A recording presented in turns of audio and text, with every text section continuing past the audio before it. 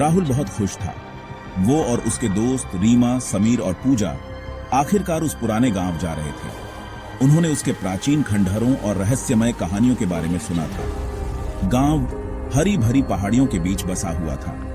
जैसे ही उन्होंने गांव में प्रवेश किया, उन्हें हवा में एक अजीब सी शांति महसूस हुई। गांव वाले स्वागत कर रहे थे, लेकिन उन्होंने गांव के बाहर एक बड़ी हवेली के बारे में बताया। उली 1 सदी से भी ज्यादा समय से वीरान पड़ी है।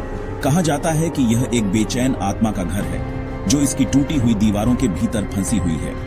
गांव वालों की विनती के बावजूद समूह ने वहां रात बिताने का फैसला किया। वे कहानियों के पीछे की सच्चाई का पता लगाने के लिए दृढ़ थे। ही वे हवेली के पास पहुंचे, उनकी रीढ़ की हड्डी में सिहरन दौड़ गई। कभी भव्य इमारत अब खंडहर में खड़ी थी। इसकी दीवारें टूट रही थीं और खिड़कियों पर तख्ते लगे हुए थे। हवा में एक अजीब दमनकारी एहसास छा गया। पुराने लोहे के दरवाजे ऐसे खुल गए जैसे उन्हें वापस जाने की चेतावनी दे रहे हो। अंदर हवा धूल और सड़ांध से भरी थी।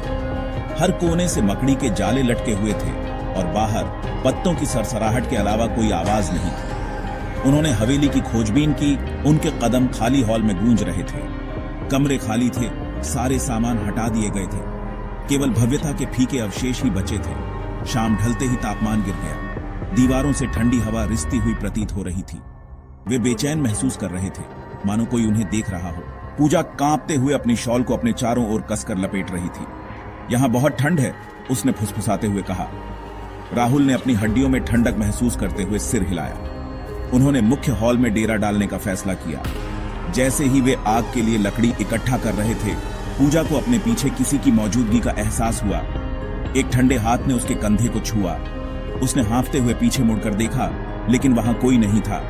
राहुल ने उसे शांत करने की कोशिश की, इसे उसकी घबराहट का नतीजा बताया, लेकिन वे इस एहसास से छुटकारा नहीं पा सके कि वे अकेले नहीं थे। हवेली का सन्नाटा एक दरवाजे के खुलने की आवाज से टूट गया। वे जम गए। उनके दिल तेजी से धड़क रहे थे। हमेशा संशयवादी समीर ने अपना कैमरा पकड़ लिया। मैं इसे फिल्म में कैद करने जा रहा हूं, उसने कहा।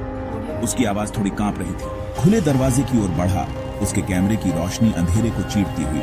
अंदर कमरे के बीच में एक सफेद धुंध घूम रही थी। जैसे ही समीर करीब गया, धुंध जमने लगी, एक मानवीय रूप लेती हुई। यह एक महिला की आकृति थी, जो एक सफेद गाउन पहने हुए थी। उसके लंबे काले बाल उसकी पीठ पर बिखरे हुए थे, जिससे उसका चेहरा ढका हुआ था। समीर हांफने लगा। उसकी उंगली रिकॉर्ड बटन पर कांप रही थी। महिला उसकी ओर मुड़ी और समीर ने कसम खाई कि उसने एक धीमी फुसफुसाहट सुनी। दहशत ने उसे जकड़ लिया और वह लड़खड़ाते हुए अपना कैमरा गिरा दिया। आकृति उसकी ओर सरकती हुई आई। उसका सफेद गाउन उसके चारों ओर लहरा रहा था। भागो, समीर चिल्लाया, वापस भागते हुए। चारों दोस्त अपनी जान बचाकर भागे। उनकी चीखें खाली हॉल में गूंज रही थीं। वे सामने के दरवाजे की ओर दौड़े, लेकिन उनके पहुंचने से पहले ही वह बंद हो गया। वे फंस गए थे। उन्होंने दरवाजे पर जोर से धक्का दिया, लेकिन वह नहीं खुला।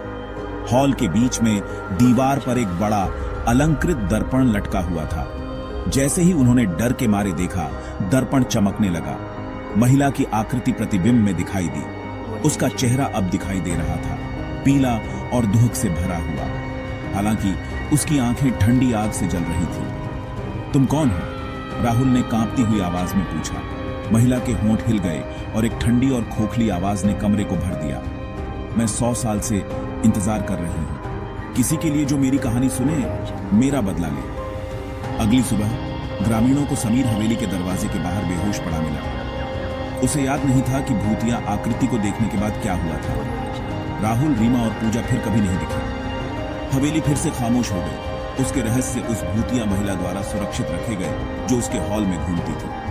कुछ लोग कहते हैं कि अगर आप ध्यान से सुने, तो आप अभी भी रात में उनकी चीखें गूंजती हुई सुन सकते हैं। और दर्पण में महिला अभी भी इंतजार कर रही है, किसी ऐसे व्यक्ति की तलाश में जो उसे उसकी